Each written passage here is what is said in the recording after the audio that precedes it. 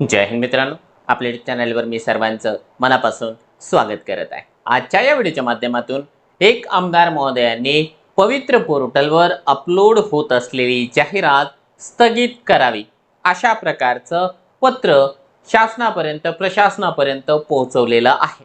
काय आहे त्याच्या पाठीमागचं कारण आणि कोण आहे ते आमदार महोदय, त्याविषयी आपण डिटेल्समध्ये माहिती या व्हिडिओच्या माध्यमातून जाणून घेणार आहोत। परंतु तत्पूर्वी आपण जर चॅनलवर नवीन असाल तर आमचं चॅनल सबस्क्राईब करा, साईडचं जे बेल आयकॉन आहे त्याला देखील प्रेस करा, जेणेकरून शिक्षक भरतीच्या संदर्भामधल्या कोणत्याही माहितीची अपडेट आपल्याकडून मिस होणार नाही। चला तर मित्रांनो, बघूया माहिती। परंतु त्याच्यापूर्वी आपण जर का येत्या 21 जून रोजी होणाऱ्या टीईटी परीक्षेची तयारी करत असाल तर आपल्यासाठी अवेलेबल आहे गुरुजी नावाची फास्ट ट्रॅक बॅच। या बॅचमध्ये पेपर 1 असेल, पेपर 2 असेल, याकरिता आवश्यक असलेल्या सर्व विषयांचे डेली लाईव्ह लेक्चर आहेत, रेकॉर्डेड लेक्चर आहेत, पीडीएफ नोट्स आहे, टेस्ट सिरीज आहे, पीवायक्यू व्हिडिओ सोल्युशनची बॅच आहे। असं एक कंप्लीट पॅकेज मित्रांनो तुम्हाला यामध्ये मिळून जाणार आहे। आपल्याला जर का या ठिकाणी मार्गदर्शन हवं असेल तर आपण प्ले स्टोअरला जा आणि मास्टर टीचर हे जे ॲप आहे डाउनलोड करून घ्या। मास्टर टीचर ॲपचा लोगो आपल्याला या ठिकाणी दिसत आहे। याच्या व्यतिरिक्त तुम्हाला जर का पुस्तके हवी असेल टीईटी करिता, कोणत्याही विषयाची पुस्तकं जर का हवी असेल तर तुम्हाला या ठिकाणी जे आहे आपल्या ॲपमध्ये गेल्यानंतर सर्व विषयांची पुस्तके देखील उपलब्ध आहे। ऑनलाईन पद्धतीने तर आपण मागवून घेऊ शकता किंवा जवळच्या बुक स्टॉलला देखील व्हिजिट करून ही जी पुस्तके आहे त्याची डिमांड करू शकता। चला आता आपण जाऊया आपल्या मुख्य मुद्द्याकडे।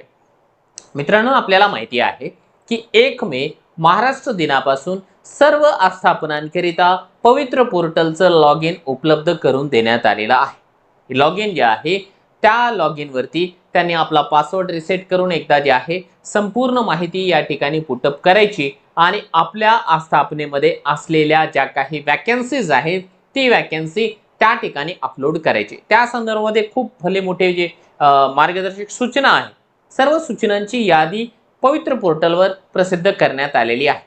बऱ्याच आस्थापना या कामाला लागलेल्या देखील आहेत। बऱ्याचशा खाजगी संस्थांनी या ठिकाणी जाहिराती अपलोड देखील केलेल्या आहेत।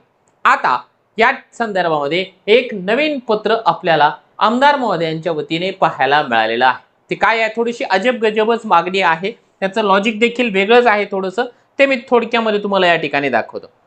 बघा, आपल्याला या ठिकाणी जे आहे एक पत्र दिसत आहे। हे पत्र आहे आमदार सुधाकर आडबाले यांचं, जे की विधान परिषदेचे सदस्य आहेत, नागपूर विभागाचे ते शिक्षक मतदारसंघाचे आमदार आहेत। 5 तारखेचं पत्र आहे, म्हणजे आत्ताच्याच तारखेचं पत्र आपल्याला या ठिकाणी पाहायला मिळत आहे।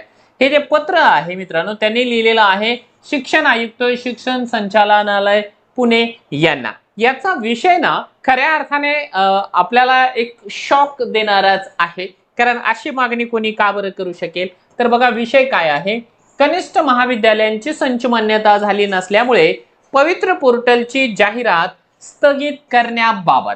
म्हणजे याच्या पाठीमागे त्यांनी एक लॉजिक लावलेलं आहे की अजूनही महाराष्ट्रातल्या सर्व कनिष्ठ महाविद्यालयांची संच मान्यता कंप्लीट झालेली नाहीये, त्या कारणास्तव आपण जे आहे या जाहिरातीला स्थगिती द्यावी।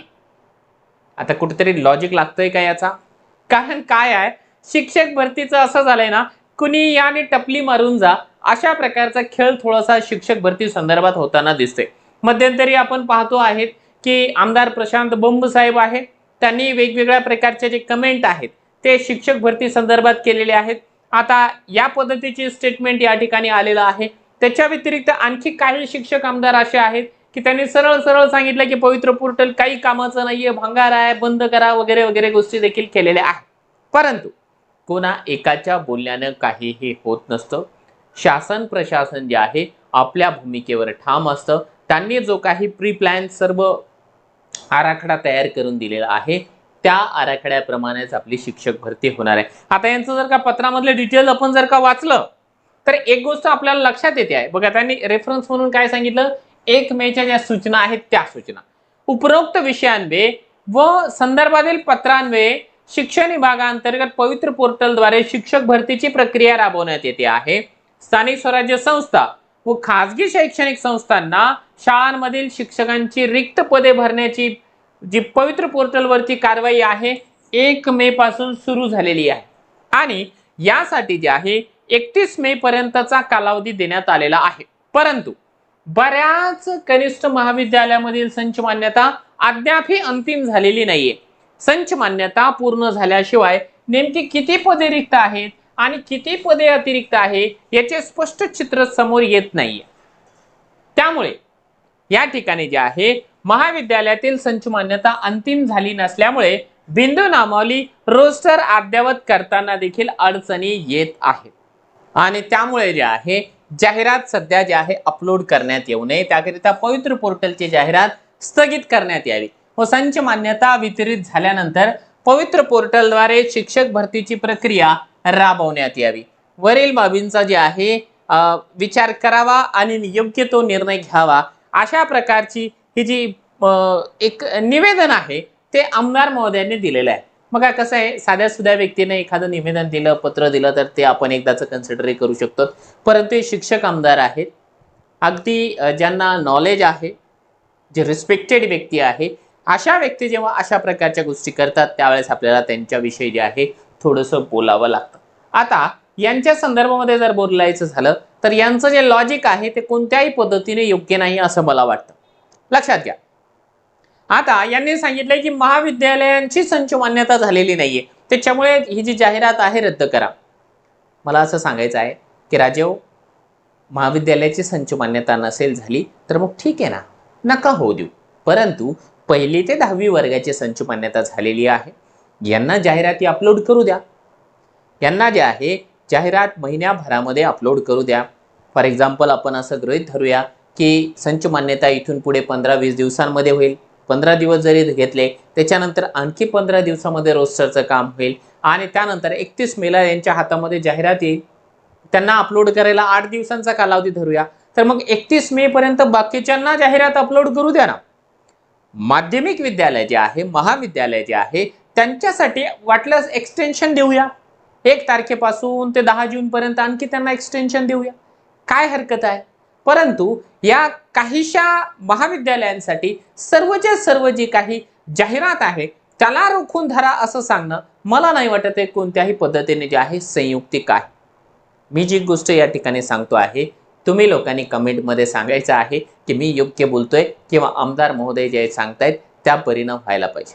कारण एकतर काय आहे की आपल्या शिक्षक भरतीला बरीचशी ग्रहणं ऑलरेडी लागलेली आहे.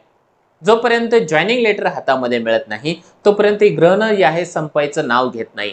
त्यामुळे जे आहे ज्या काही प्रक्रिया शिक्षक भरतीच्या या टप्प्यावरती होत आहेत त्या सर्व प्रक्रिया होऊ देणं हेच काळाची गरज आहे. त्याला कोणत्याही प्रकारे रोखण्यात येऊ नये. जेवढ्या जास्तीत जास्त जागा अपलोड होतील तेवढ्या होऊ द्यावा. आणखीन जर का कुणाला थोडासा कालावधी हवाच असेल तर मग जे आहे 31 मेच्या नंतर जे आहे परत एकदा त्यांना कालावधी दिला जाऊ शकतो 8 दिवसाचा 10 दिवसाचा तो कालावधी त्यांना देण्यात यावा. परंतु अशा प्रकारचे जर काय एकेका आमदाराची किंवा एकेका या ठिकाणी आपण म्हणूया की रिस्पेक्टेड व्यक्तींची जर का मागणी मान्य करायला गेलो तर ही शिक्षक भरती आजन्म जी आहे संपणारच नाहीये. कारण कुणाचा ना कुणाचा काही ना काहीतरी नवीन इश्यू असणारच आहे.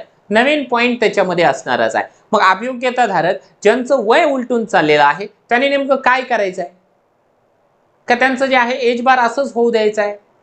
त्यांनी लग्नच करायचं नाहीये का असे बरेचसे प्रश्न आपल्या मनामध्ये निर्माण होतात.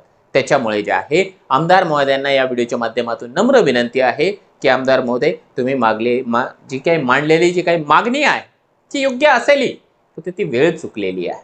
सध्याच्या घडीला जे आहे या पद्धतीने न करता आपण अशी मागणी करा की बुवा ठीक आहे 8 दिवसांचा कालावधी एक्स्ट्रा द्या किंवा संच मान्यता लवकरात लवकर करून द्या किंवा जे आहे प्रायव्हेट सोसायटीज जे आहे जे महाविद्यालय आहेत त्यांचे रोस्टर कंप्लीट करण्यासाठी मावकनं प्रायोरिटी द्यावी. अशा प्रकारच्या मागण्या जर का केल्या तर निश्चितपणाने तुमचा देखील या शिक्षक भरतीच्या रस्त्यामध्ये जे आहे संघर्षामध्ये फुलाची पाकळी थोडासा वाटा असणार आहे. मी ज्या गोष्टी या ठिकाणी मांडलेल्या आहेत त्याविषयी आपल्याला जर का प्रतिक्रिया व्यक्त करायची असेल व्हिडिओच्या खाली कमेंट बॉक्समध्ये आपल्या प्रतिक्रिया नक्की व्यक्त करा.